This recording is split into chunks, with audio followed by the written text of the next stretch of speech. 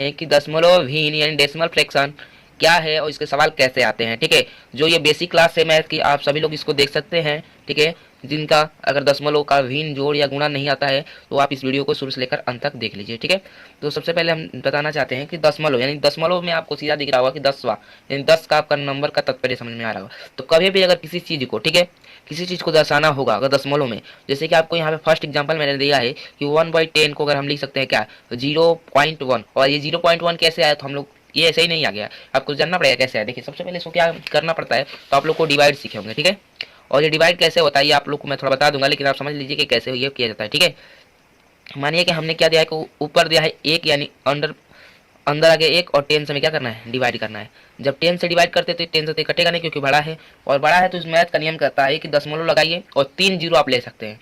ये रूल है, क्या है, 3 जीरो आप ले सकते हैं, यानी 1 जीरो ले लीजिए, 2 जीरो ले लीजिए, 3 जीरो ले लीजिए, या पहले ही आप 1 जीरो ले लीजिए। उसके बाद से 10 1 जा 10, तो ये तो आपका कट गया और पीछे आ गया 2 जीरो। तो आप पूछेंगे कि यहाँ मैंने लिखा है 0.1 और यहाँ पे है 0.100। तो इसका मैं उत्तर आपको देना चाहता हूँ कि कभी भी मैथ का ये रूल कहता है कि कभी भी आप अगर दशमलव नहीं लगाया गया है, ठीक है, तो आप उसके आगे भी कितना जीरो लगा लीजिए, उसका मान्यता नहीं होता। समझ, एग्जाम्पल के लिए जैसे कि मैंने लिखा यहाँ पे 296, ठीक है, 1296 हमने लिखा है।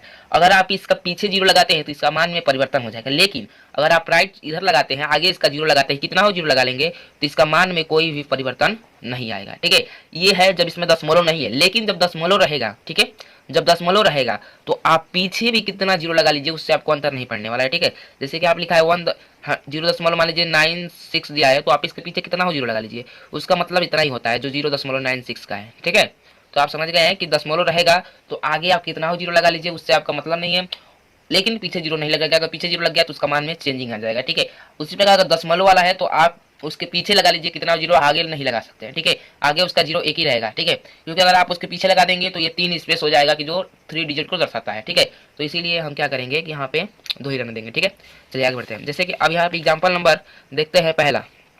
अगर कभी भी एक रूल याद रखिएगा, नियम, कि कभी भी अगर 10 नीचे है और ऊपर कोई भी नंबर है तो उसको क्या कर लेते हैं, 0.1 डायरेक्ट ही लिख लेते हैं, या वो जिससे डिवाइड करके मैंने बताया आप डिवाइड करके उसको ऐसे लिख सकते हैं। ठीक है, अगला है आपका 2/10 यानी 0.2।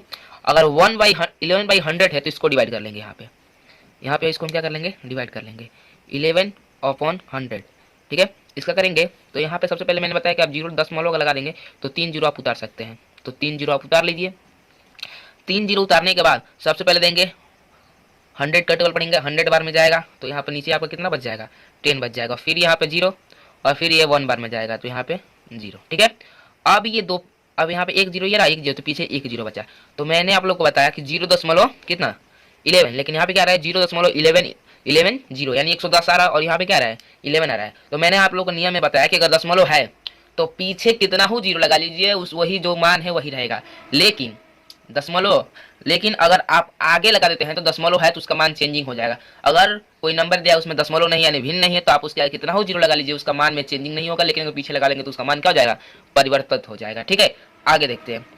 अगला है 1/100, तो उसको करेंगे तो 0/10 है, इसका तो डिवाइड करके आप देख लीजिएगा, सेम टू सेम इसका भी प्रोसेस है। अब यहाँ पे एक चीज और देख लेते हैं कि 2/3 को डिवाइड करते हैं तो इतना आता है। ठीक है, और 7/2 को डिवाइड करते हैं तो इतना आता है। आप इसको दशमलव फॉर्म में 10 लिखकर डिवाइड कर लीजिएगा। ठीक है, अगला नियम है, अब यहाँ पे एक नोट पॉइंट समझ लेते हैं। मैंने आप लोग को नोट पॉइंट पहले ही बता दिया कि अगर कभी भी अगर दशमलव दिया है तो अगर शून्य पीछे लगाते हैं यानी 0 पीछे लगाते हैं तो उसका महत्व नहीं है, लेकिन अगर आगे लगा देते हैं तो उसका महत्व हो जाता है। अगर कभी कोई भी नंबर, ठीक है, अगर कोई नंबर दिया है 296, उसमें अगर दशमलव नहीं है तो आप आगे कितना हो जीरो लगा सकते हैं, तो उसके मान में कोई परिवर्तन नहीं होगा। ठीक है, लेकिन अगर उसके आप क्या करते हैं, पीछे जीरो कितना हो जीरो लगा देंगे, एक भी जीरो लगा देंगे तो उसका मान क्या हो जाएगा, परिवर्तन हो जाएगा। ठीक है, इसका मान परिवर्तन नहीं होगा लेकिन इसका मान क्या हो जाएगा, परिवर्तन हो जाएगा। समझ में आया। और यहाँ पे नीचे आपको कुछ क्वेश्चन दिया है, इन क्वेश्चनों को हम समझेंगे। जैसे कि आपको यहाँ पे पहला क्वेश्चन दे दिया है कि ठीक है, नीचे दी गई प्रत्येक भिन्न को साधारण भिन्न में क्या करिए, परिवर्तित कीजिए। मैंने जो नीचे दिया गया सो ये भिन्न नहीं, यहाँ पे होगा दशमलव होगा क्या। ठीक है, यहाँ पे दशमलव होगा, नीचे दी गई प्रत्येक दशमलव को साधारण भिन्न में परिवर्तित कीजिए, इसको दशमलव लिख। ठीक है, ये दशमलव है। ठीक है, तो इसको हमको बदलना है दशमलव में, दशमलव को सॉरी भिन्न में बदलना है। तो भिन्न में बदलने के लिए मैंने नियम बताया कि क्या है, जैसे कि हम लोग क्या कर रहे थे, भिन्न से दशमलव में जा रहे थे तो 10 से डिवाइड कर रहे थे, तो सेम यहाँ पे अगर नियम देखा तो 0.6 है, इसको मैं इस पर हल कर दे रहा हूँ, ठीक है। पहला क्वेश्चन है आपका 0.6, ठीक है। अब 0.6 है तो इसको हल करने के लिए मैंने बताया कि 0.6 है तो इसको सबसे पहले हम 10 से अगर डिवाइड कर देते हैं, सॉरी 10 से अगर इसको नीचे ऊपर मल्टीप्लाई कर देते हैं, जैसे कि देखिए यहाँ मैंने 10 से इधर कर डिवाइड किया और फिर ऊपर मल्टीप्लाई किया। तो कभी भी एक नियम है, आप लोग जानते होंगे कि किसी भी नंबर में अगर ऊपर नीचे समान संख्या से अगर गुणा किया जाता है तो उसका मान में कोई भी परिवर्तन नहीं होता है। जैसे 2 है, इसमें अगर 5/5 से गुणा कर देंगे तो कोई भी मान में परिवर्तन नहीं हो। कैसे, जैसे कि 5 2 जा 10 और डिवाइड बाई 5 कटाएंगे तो 5 आएगा, ठीक है। तो इसमें कोई भी मान में परिवर्तन नहीं होगा क्योंकि सॉरी 2 आएगा, ठीक है। तो मान में देख रहे हैं कि पहले ही 2 था और अभी भी क्या है 2 है, तो इसीलिए हम ऊपर नीचे क्या करते हैं मल्टीप्लाई कर देते हैं। अब यहाँ पे हम लोग क्या करेंगे 0.6 में 10 से मल्टीप्लाई करेंगे, ठीक है। तो ये आपको सीखना पड़ेगा कि कैसे मल्टीप्लाई होता है, लेकिन आपको इसको याद रख लीजिए कि ऐसे ही डायरेक्ट कर लेंगे क्या, जब भी अगर, ठीक है, जब भी अगर 0.6 दिया रहेगा तो आप वहाँ पे क्या कर देंगे डायरेक्ट 10 से मल्टीप्लाई करेंगे तो ये आपका 6 बन जाएगा, या डिवाइड बाई 6/10 और इसको कटाएंगे तो बनेगा आपका 3/5, ठीक है। अगला दूसरा नंबर दिया है 6.75, ठीक है। तो इसमें हम क्या करेंगे देखेंगे 1 2 डबल डिजिट से ऊपर और नीचे मल्टीप्लाई करेंगे। जब आप मल्टीप्लाई करेंगे तो ये दशमलव हट जाएगा, इतना आपका नीचे वाला हो जाएगा। अब इसको आप डिवाइड करके कटा लीजिएगा, ठीक है। अगला है 0.235, ठीक है।